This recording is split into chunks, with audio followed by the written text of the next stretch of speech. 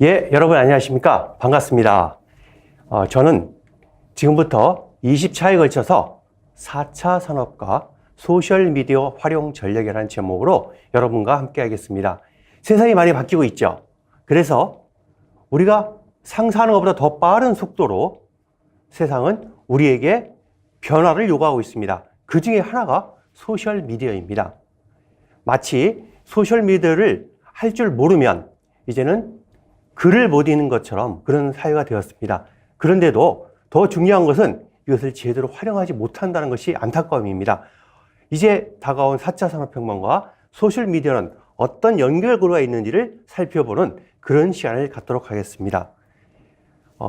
첫 번째는 개요로서 네 가지를 살펴보겠습니다. 첫 번째는 빅데이터와 소셜미디어입니다. 빅데이터가 우리 사회를 크게 변화시키고 있는데 이것과 소셜미디어는 어떤 관계가 있는지를 살펴보도록 하겠습니다. 두 번째는 AI와 소셜미디어입니다. 지금 최근에 알파고가 커다란 반향을 일으키면서 우리 인간들을 놀라게 하고 있습니다.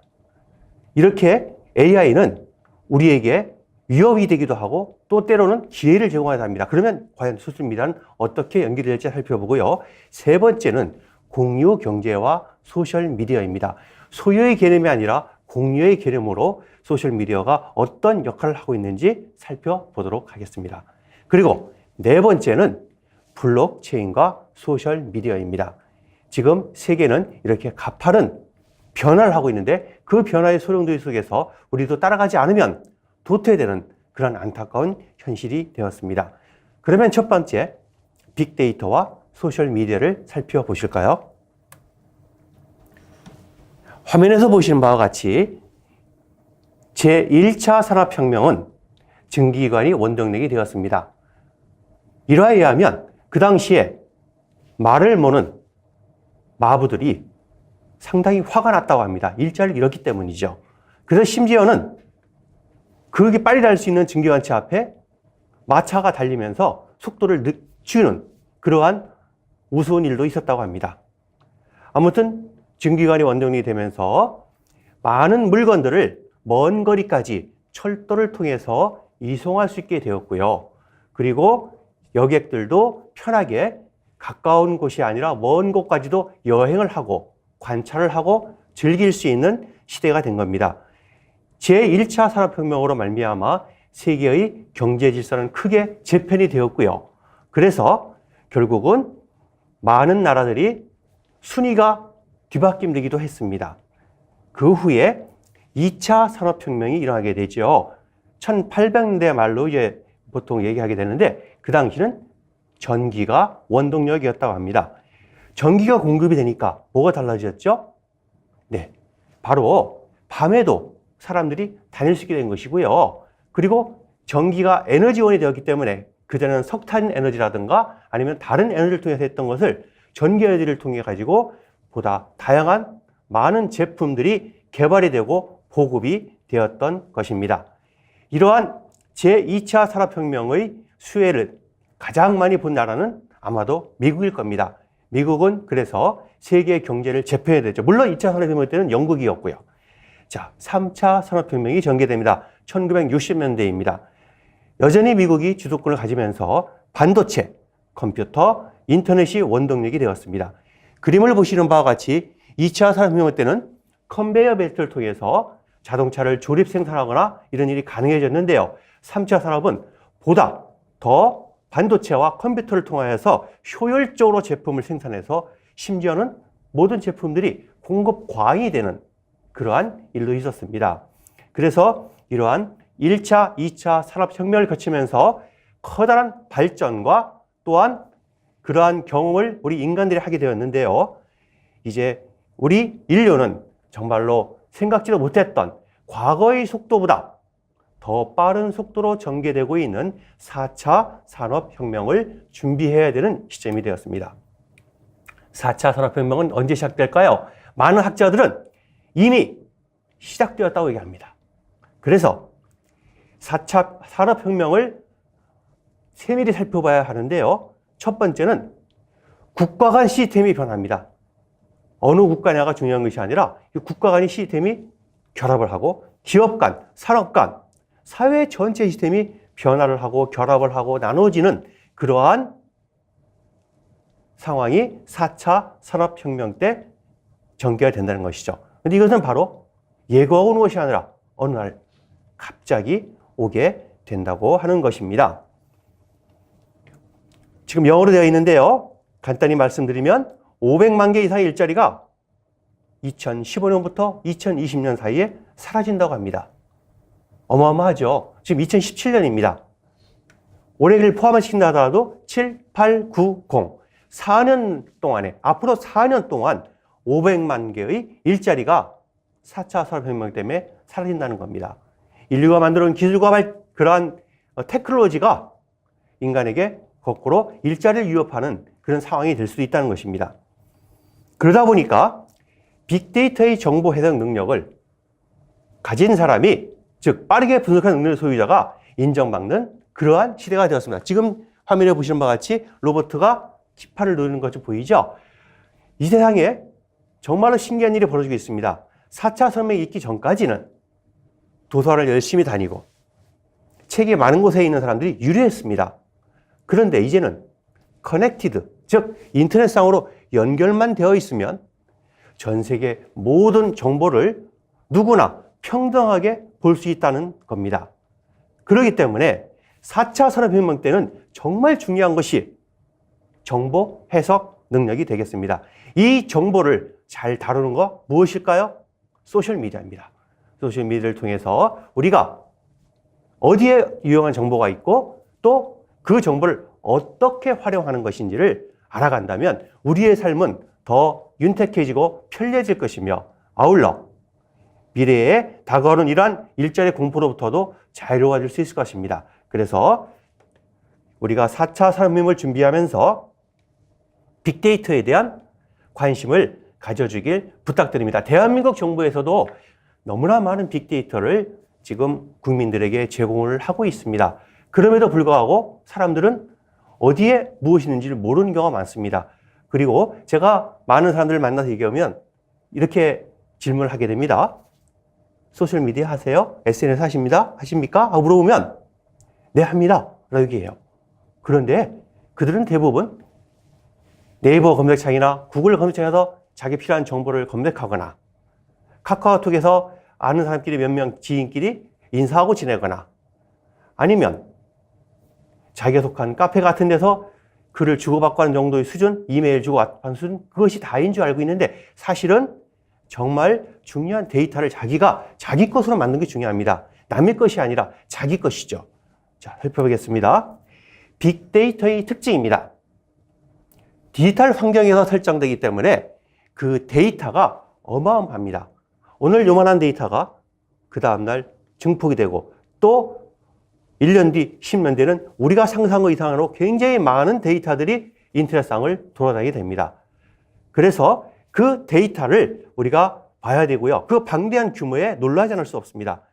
그런데 과거에는 모든 데이터를 종이로 찍던 시절에는 일단 인쇄소를 가야 했습니다. 그죠? 그리고 또 신문도 마찬가지이고 책도 마찬가지죠. 인쇄소에서 프린트돼서 나와야지만이 우리가 정보를 접할 수 있었고요. 또 그것이 배달되어야지만이 접할 수 있었습니다. 하지만 지금은 굉장히 짧은 생성주기라는 겁니다. 그리고 규모도 굉장히 많다는 거예요. 예를 들어서 우리가 뉴스연재에 가서 어떤 사실을 봤다 하면 기자들에 따라서 어떤 사람은 짧게 쓰고 어떤 사람은 길게 쓸 수도 있고 느낌이 많은 사람은 더 길게 쓸 수 있을 겁니다. 하지만 그 모든 것을 한꺼번에 보여줄 수 있는 것이 바로 빅데이터라는 거죠. 이 빅데이터의 특징은 크게 세 가지를 볼 수가 있는데 첫 번째는 수치 데이터입니다. 자기가 원하는 숫자를 찾아낼 수가 있어요. 빅데이터를 통해서 우리나라의 노인 인구가 몇 명이나 될지 몇 %일까? 앞으로 우리나라의 대통령은 누가 될까? 수치를 뽑아내는데 도움이 된다는 거죠. 문자 데이터입니다. 글자로 되어 있어요. 그래서 글자를 검색하면 거기 관련된 정보들을 잡아낼 수가 있습니다. 우리가 흔히 네이버 검색창에서 상위 노출을 얘기하는데요. 그것은 마찬가지로 문자로 되어 있는 그러한 데이터들 중에서 필요한 것을 뽑아내서 먼저 상위에 보여준다는 그런 의미입니다. 그리고 영상 데이터입니다. 지금 2016년부터 크게 변한 소셜미디어 업계의 근황은 바로 영상 미디어의 부각입니다.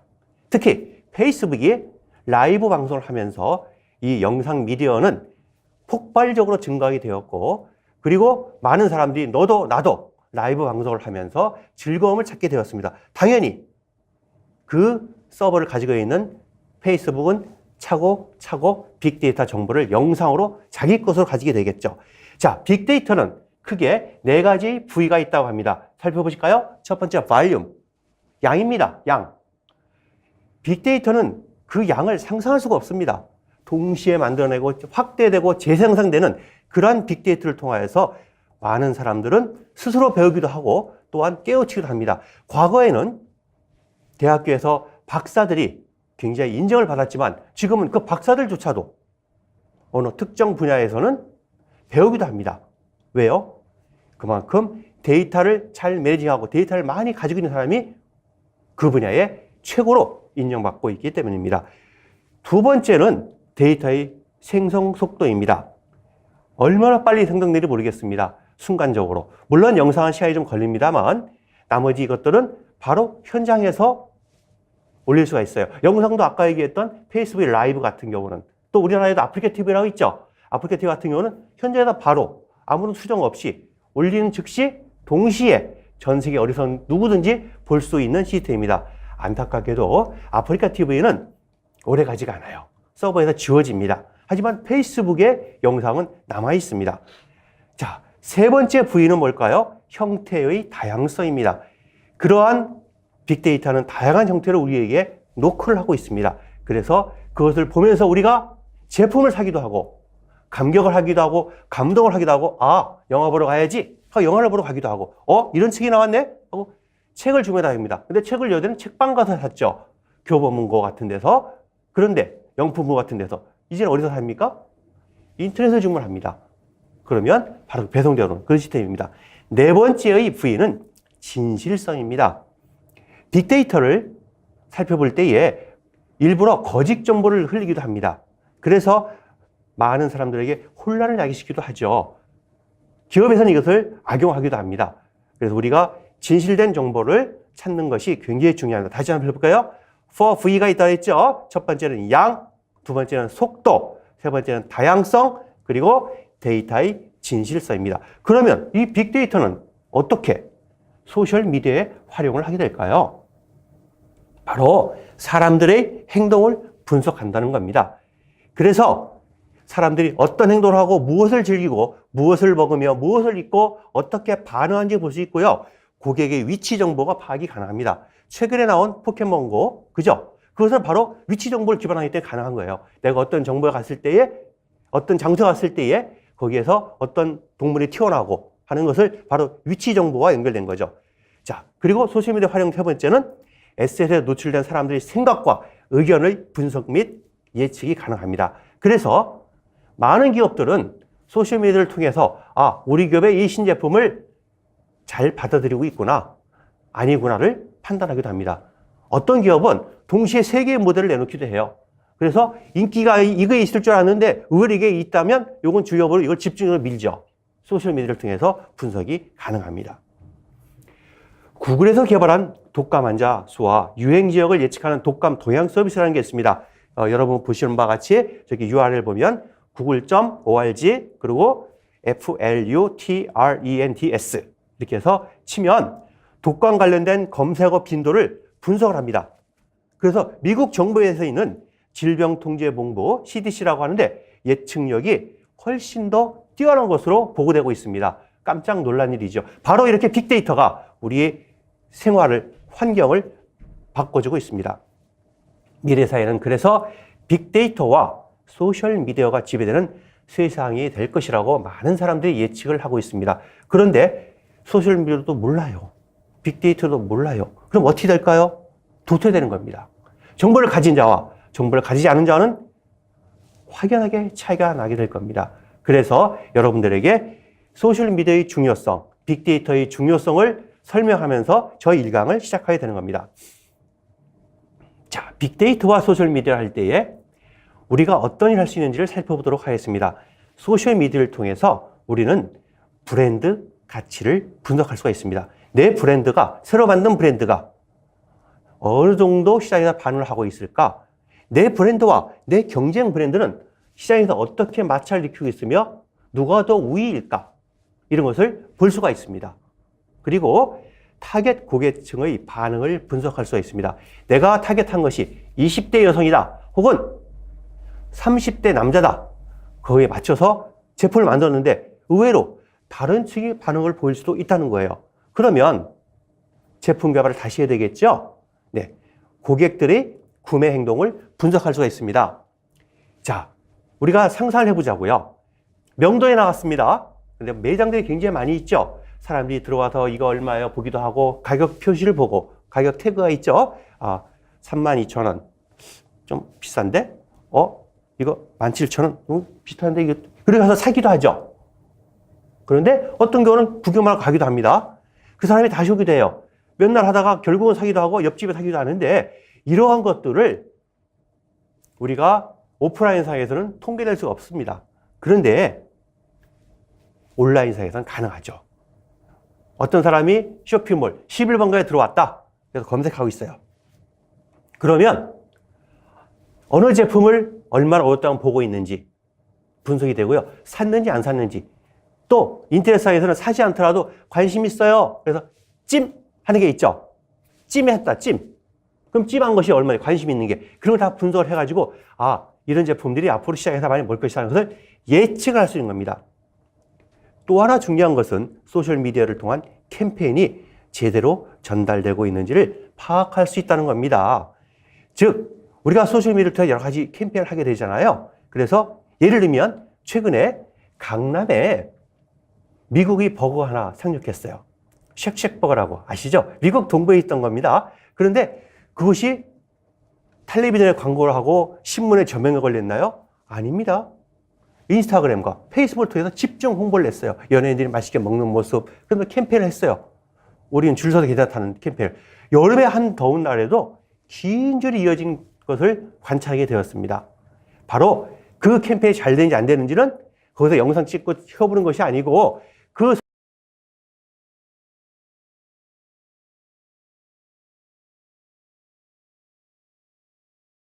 을 쉽게 파악할 수가 있다. 가전제품이 그런 경우인데요. 새로운 에어컨이 나오거나 새로운 밥솥이 나올 경우에 일단 소셜미디어로 그것을 체험단을 모집을 하게 됩니다. 그러면 그분이 그걸 살펴보고 좋다. 이거 아닌데. 이런 생각을 하게 된다는 거죠.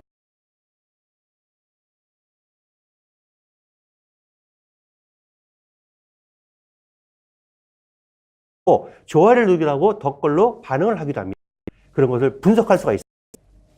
그리고 또 이 빅데이터는 경쟁회사의 분석이 가능합니다. 이상하다. 우리 집은 왜 이렇게 손님이 없지? 이상하다. 왜 우리 제품은 안 팔리는 거야? 이런 고민을 하신 분이 계실 겁니다. 이런 분들은 빅데이터를 활용해서 분석을 제대로 하게 되면 제대로 그 원인을 찾아낼 수 있다는 겁니다. 네. 그러면 이 빅데이터는 어떻게 가치를 발휘할까요? 바로 검색을 통해서 가치를 발휘하게 됩니다. 우리가 하시는 바와 같이 우리한테 이제 네이버 검색을 많이 하게 되죠. 네이버 혹은 다음, 구글, 심지어 유튜브와 인스타그램 다 검색창이 있어요. 돋보기 모양대의 검색창이죠. 검색을 통해서 그 가치를 발휘하게 됩니다. 여기서 하나 중요한 것은 상위 노출된다고 클릭되지는 않는다는 겁니다. 물론 클릭할 확률은 높지요. 하지만 이제 사람들이 약해졌어요.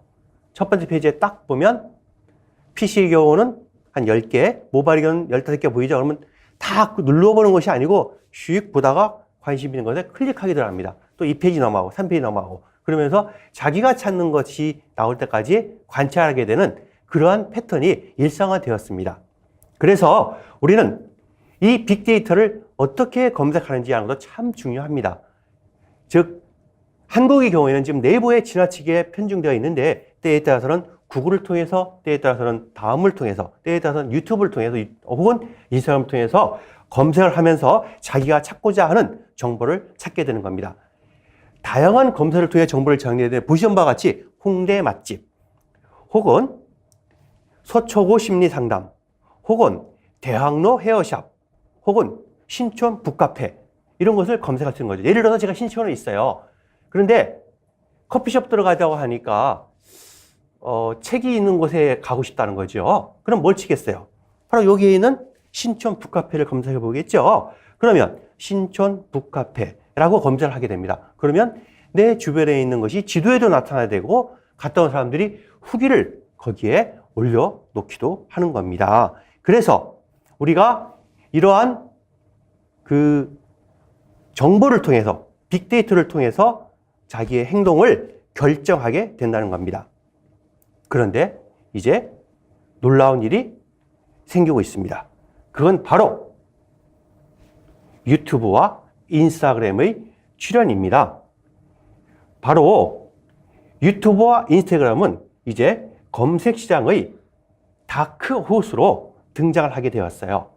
왜냐하면 그들은 어떤 특정 알고리즘이 아니라 바로 해시태그, 어르신들은 우물정이라고 하고요. 젊은 사람들은 보통 해시태그 혹은 샵 이렇게 부르죠. 해시태그로 노출시켜주고 그 다음에 그 반응의 정도에 따라서 먼저 보여주기 때문입니다. 기업의 빅데이터 활용을 볼까요?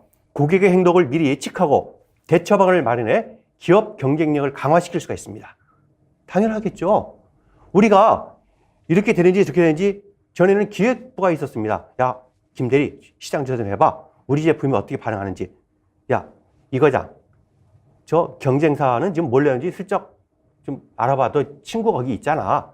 그런 것이 과거의 습관이었어요. 지금 어떻게 하면 되죠? 빅데이터를 통해서 조사가 다 되는 겁니다. 그래서 기업 경쟁력을 강화시킬 수 있고요. 더 중요한 것은 생산성 향상과 비즈니스 혁신을 가능하게 했다는 겁니다. 우리가 한 가지 제품을 판다 하더라도 더 생산성 있게 만들 수 있다는 거죠. 그리고 또한 대표적인 빅데이터의 활용 사례를 보겠습니다. 구글의 자동 번역 시스템이 대표적인 케이스이죠. 그래서 우리가 영어로 치면 한글로, 한글로 치면 중국어로 이렇게 자동으로 번역해주는 시스템. 그리고 또 IBM의 슈퍼컴퓨터 왓슨이 있습니다. 이 활약도 대단하죠. 그리고 아마존의 도서 추천 시스템, 이런 것들은 빅데이터를 활용해서 우리에게 도움을 주고 있는 겁니다. 그래서 우리나라의 정부는 페이스북이나 인스타그램, 블로그, 인터넷 카페 같은 소셜미디어를 통해 축적된 빅데이터를 분석해서 정책에 반영을 하기도 합니다. 물론 우리나라뿐이 아닙니다. 미국도 그렇고요. 그리고 선진국들은 대부분 이러한 빅데이터를 토대로 새로운 정책을 만들어내기도 하고 또한 소리를 듣기도 하는 겁니다. 이제 시대는 바뀌었습니다. 동영상이 주목을 받게 되었습니다. 2015년, 2년 전이죠. 우리가 받아보던 콘텐츠의 75%가 동영상으로 바뀌었다는 겁니다. 놀랍죠? 그래서 우리는 이 동영상에 다시 주목을 하게 되는데, 그러다 보니까 미국에서는 2010년대에 이런 일이 생겼습니다. 구글보다 유튜브에서 검색을 더 많이 하게 되는 겁니다. 왜 그럴까요? 과거에는 내가 요리를 하고 싶다. 그러면 레시피를 검색합니다. 뭐뭐뭐 만드는 법. 그러면 주르륵 나오죠. 그럼 그 중에서 필요한 거 한두 개 눌러보고 내가 그것을 따라했으면 됐어요. 혹은 프린트해가지고 보면서 이렇게 만들어 보기도 했어요. 요즘은 그냥 유튜브에 화면을 띄워놓습니다. 그러면 실제로 유튜브 화면에 있는 그 사람이 똑같은 속도로다가 물건을 만들어요. 밀가루 반죽을 하기도 하고 야채를 시키러 따라서 씌우면 됩니다. 따라서 반죽하면 됩니다. 그러면 요리를 만들 수 있는 거죠. 즉 이런 말이 있습니다. 배우고 싶은 것은 유튜브에 다 있다. 이겁니다. 바로. 그래서 유튜브의 진가가 다시 발휘되고 있는 것이고요. 아시다시피 유튜브는 구글에 속해 있죠. 아마존입니다. 아마존은 생각지도 않게 이 빅데이터를 활용해서 크게 부각을 하고 있는데, 이 아마존도 마찬가지로 빅데이터와 소셜미디어를 적절히 융합한 그러한 비즈니스 모델을 내놓고 있습니다. 이들은 이런 슬로우를 내놓고 있어요. 당신이 내일 주문할 물건을 오늘 배송합니다. 무슨 얘기죠? 아마존에 와서 클릭해서 보는 것들을 다 안다는 거예요. 내가 오늘 무슨 책 읽을까? 리더십 관련 책? 내가 오늘 무슨 책 읽을까? 건강 관련 책? 그러면 아마존은 그걸 데이터로 다 가지고 있다가 그 사람이 살 때 바로 배송할 수 있는 이런 시스템이란 겁니다. 빅데이터로 고객의 세밀한 분석이 가능하게 되었습니다. 자, 이제 상권 분석의 응용입니다. 우리나라 정부에서는 소상공인진흥공단이라는 곳이 있습니다. 이 홈페이지에 가보시면 이렇게 보이는데요. 빨갛게 화살표로 표시한 부분이 있죠. 이것을 누르게 되면 실질적으로다가 상권 분석을 무료로 할 수가 있어요. 물론 여기에 회원 가입은 해야 되겠죠. 어떻게 할까요? 이렇게 할 수 있습니다. 즉 지역별 빅데이터 활용이 가능한 겁니다. 자기의 주소 혹은 상호 이런 것을 입력을 하게 됩니다. 이때는 구주소나 신주소를 알아서 입력하게 되죠. 그리고 옆에 보시다시피 2단계라고 되어 있습니다. 원형. 원형은 내가 원하는 지점, 내가 지금 여기서 장사하려는 지점, 내가 여기서 사업을 하려는 지점에서 원형으로 보고 싶습니다. 이런 뜻이고요. 그 옆에 있는 건 뭐죠? 그 옆에는 그 반경을 통해 보는 거고요. 그 옆에 다각은 상권을 다각형으로 보여주는 겁니다. 그리고 업종 선택을 해서 업종별로 보는 거예요. 음식은 음식업대로, 헤어는 헤어대로, 도서관은 도서관대로 이렇게 비교해 볼 수 있는 겁니다. 지금 그림에서 보신 바와 같이 김포 신도시의 지도를 펼쳐봤는데요. 이렇게 자기가 원하는 지역을 선택을 하게 되면 어떤 현상으로 어떻게 보여질까요? 이렇게 보여집니다. 이거 돈 들까요? 아닙니다. 공짜입니다. 이렇게 빅데이터는 다양하게 보여주는데요. 여기서 원으로 표시되어 있죠. 내 중심으로 해서 그 반경 내를 표시합니다. 그 안에 상권이 어떻게 형성되어 있는지를 빅데이터로 보여주고 있습니다. 사람이 하려면 어떻게 해야 돼요? 아르바이트 사람을 써가지고 야 김군 넌 여기 서 있어. 박양 넌 여기 서 있어. 그리고선 체크를 해라. 이렇게. 그런데 외모와 겉으로 나타나는 것과 다르게 보이는 것이 많죠. 즉 나이 말입니다. 그런데 철저한 정보의 데이터에 의해서 이렇게 나이별 구분이 됩니다. 그리고 남자가 많은지 여자가 많은지도 구분이 돼요.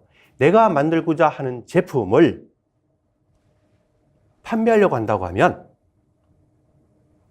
그 판매의 대상이 30대 여자라고 하면 30대 여자가 많은 층을 공략하는 게 좋겠죠.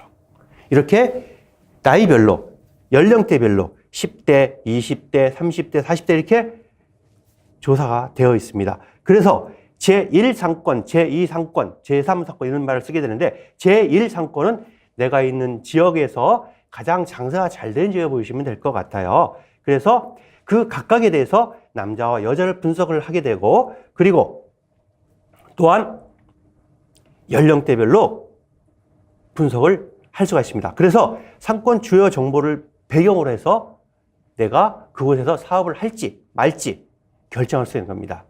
이렇게 빅데이터는 우리에게 굉장한 기회를 해주고 있습니다. 그러면 이건 소셜미디어 어떻게 활용해야 될까요? 네, 바로 이러한 빅데이터를 분석한 데이터를 가지고 이 지역 내에서는 바로 이 지역이 내가 들어가기 딱 좋겠다 하는 판단을 쓸 거 아니에요. 아니면 멀티로 한 3군데를 찍었다 합시다. 이 지역 내에서 이 건물과 이 건물과 이 건물이 좋겠다.